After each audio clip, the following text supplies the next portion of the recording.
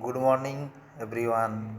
তো আজকের আমার আলোচনার বিষয় হচ্ছে যে প্রেষণার মর্গানের যে শারীরবৃত্তীয় তত্ত্ব আছে সেটি এবং এই প্রেষণার শারীরবৃত্তীয় তত্ত্বের যে শিক্ষাগত প্রয়োগ সেটি সম্পর্কে আজকে আমার আলোচনার বিষয়। তো প্রথমে বলি যে এই প্রেষণা শব্দটি ইংরেজি মোটিভেশন শব্দের সঙ্গে প্রতিশব্দ এবং এই মোটিভেশন শব্দটি এসেছে আমাদের মুভিয়ার শব্দ থেকে। এই মুভিয়ার শব্দের অর্থ হচ্ছে টু মুভ, অর্থাৎ অগ্রসর হওয়া। এটা হচ্ছে মোটিভেশনের অর্থ। এই মোটিভেশন সম্পর্কে মর্গ্যান এবং কিং 1975 সালে বলেছেন যে motivation refers to states within person of or animal that drive behaviour toward some goal. অর্থাৎ এই মোটিভেশন বা প্রেরণা শব্দের অর্থ হচ্ছে যে এই প্রেরণা আমাদেরকে মানব জীবনকে বা যে কোনো ধরনের প্রাণী হতে পারে তাদেরকে এগিয়ে নিয়ে যাওয়ার যে তাগিদ সেটাই হচ্ছে প্রেরণা। এই প্রেষণা চক্রটি আমি এইখানে দিয়েছি। প্রেষণা চক্রটি প্রথমে আসে আমাদের চাহিদার উদ্রেক হয়, সেই চাহিদার পর আমাদের সেই চাহিদার দরুন আমাদের জীবনে বিভিন্ন ধরনের তাড়নার সৃষ্টি হয় এবং এই তাড়নার সৃষ্টি হওয়ার ফলে আমরা বিভিন্ন ধরনের কাজকর্ম করে থাকি এবং তার ফলে কিছু আমরা ইনসেন্টিভ পাই, অর্থাৎ কিছু প্রাপ্তি লাভ করি। এই প্রাপ্তি লাভের মাধ্যমে আমাদের যা লক্ষ্য ছিল সেই লক্ষ্যে কিন্তু আমরা উপনীত হতে পারি। এটা হচ্ছে প্রেষণা চক্র।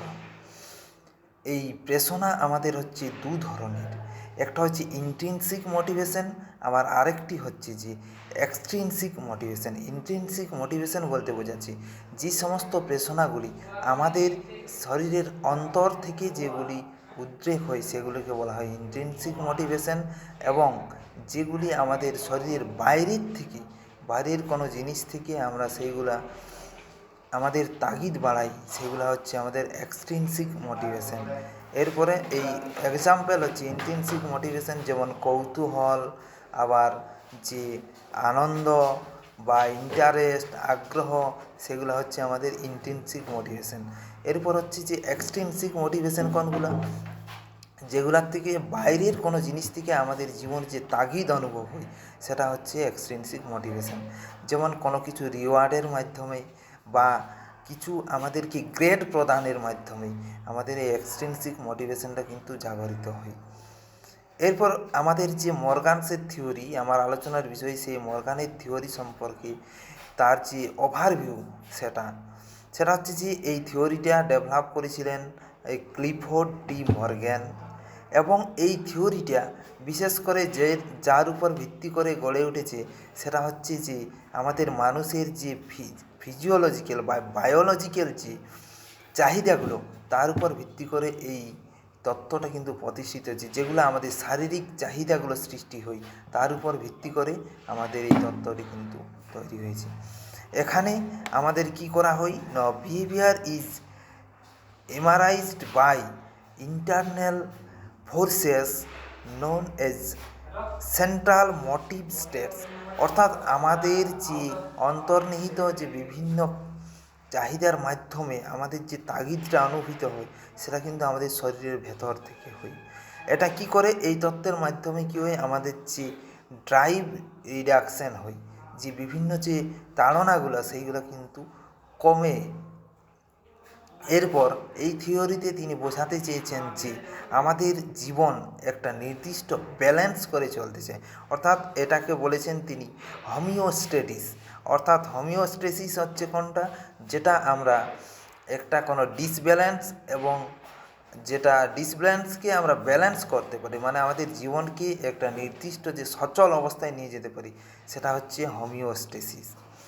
এরপর এই সিএমএস অর্থাৎ সেন্ট্রাল মোটিভ স্টেটস কোনটা, যেটা আমাদের যে ইন্টারনাল ফিজিওলজিক্যাল কন্ডিশন আছে, অর্থাৎ যে শরীরের অন্তর থেকে যে চাহিদাগুলো তৈরি হয় সেটা, যেমন ক্ষুধা, তৃষ্ণা, এই সমস্ত চাহিদাগুলো হচ্ছে সিএমএসের অন্তর্ভুক্ত।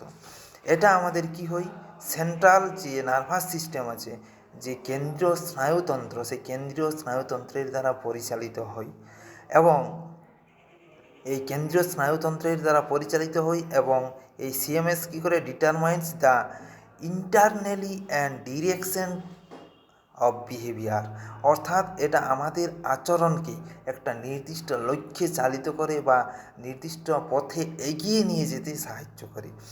এর কি ফিচার্স কী আছে সিএমএসের?